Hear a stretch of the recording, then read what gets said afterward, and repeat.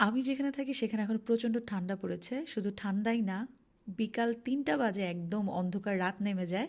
তো সেই দিন রেডি হচ্ছিলাম বাইরে বের হওয়ার জন্য। ১ম এ আমি পরে নিলাম থার্মাল লেগিংস অ্যান্ড টপস। এটা ছাড়া একদম অচল। আর আজকে আমি যেই জামাটা পরবো সেটা হচ্ছে শরদিন্দুর লাস্ট কালেকশনের একটা ফ্লোরাল মিডি ড্রেস। অনেকদিন ধরে প্ল্যান করছিলাম শ্যুটের পরে যেটা একদিন পরবো অ্যান্ড ফাইনালি পরেই ফেললাম। এবার হচ্ছে মেকআপের পালা। আজকে আমি হচ্ছে আমার জামাটার সাথে ম্যাচিং করে একটা রেড লিপস্টিক অ্যাপ্লাই করবো। সেই কারণে আমি আমার ফাউন্ডেশনের বেসটা একদমই লাইট ওয়েট রাখবো। এটা হচ্ছে টু ফেসডের কনসিলার ইন শেড আমন্ড। এটা বেসিক্যালি আমার ফাউন্ডেশনের শেডের একটা কনসিলার। আর এটা যখন অ্যাপ্লাই করি তখন আমি কোনো ধরনের ফাউন্ডেশন অ্যাপ্লাই করি না।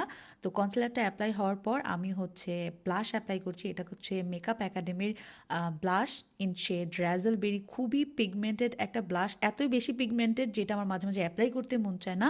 একবার অ্যাপ্লাইয়ের পর ম্যানেজ করাটা খুব টাফ। আর এটা হচ্ছে টার্টের একটা লুজ পাউডার।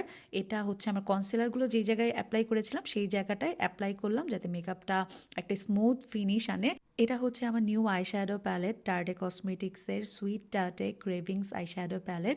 এখান থেকে আমি একটা ব্রাউন আইশ্যাডো নিয়ে আমার চোখের ক্রিজটাকে ডিফাইন করে নিলাম। আজকের আমার প্ল্যান একটা brown glitter cut crease eye look try করার। অনেক দিন ধরে কাট ক্রিজ আই লুক করি না।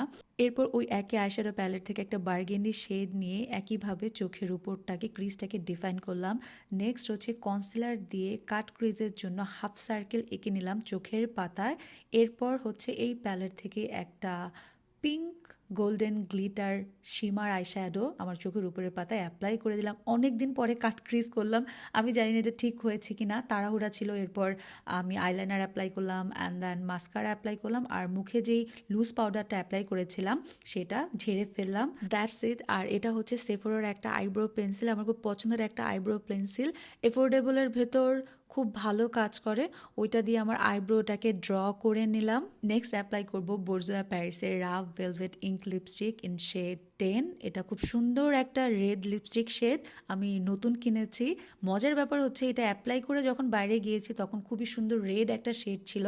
এবং ওই দিন ৩-৪ ঘন্টা বাইরে ঘোরাঘুরির পর যখন বাসায় এসেছি, এসে দেখলাম লিপস্টিকটা ম্যাজেন্টা কালার হয়ে গিয়েছে।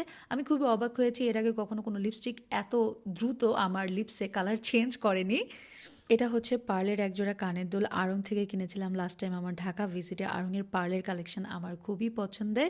আমি লেট হয়ে যাচ্ছিলাম তো তাড়াহুড়া করে ট্রেঞ্চ কোট পরে নিলাম। এটা হচ্ছে আমি কাস্টম মেড আমার ফ্যাক্টরি থেকে বানিয়ে নিয়েছি। এই হচ্ছে আমার সেদিনকার টোটাল লুক। আর সেদিন পারফিউম হিসেবে ক্যারি করেছিলাম গুচি গিল্টি, এটা রিসেন্টলি কিনেছি, খুবই এলিগেন্ট একটা স্মেল। আর চুলে অ্যাপ্লাই করছি ওলাপ্লেক্সের নং 5 বন্ডিং অয়েল। আর এটা হচ্ছে আমার JW পের মিনি পার্স।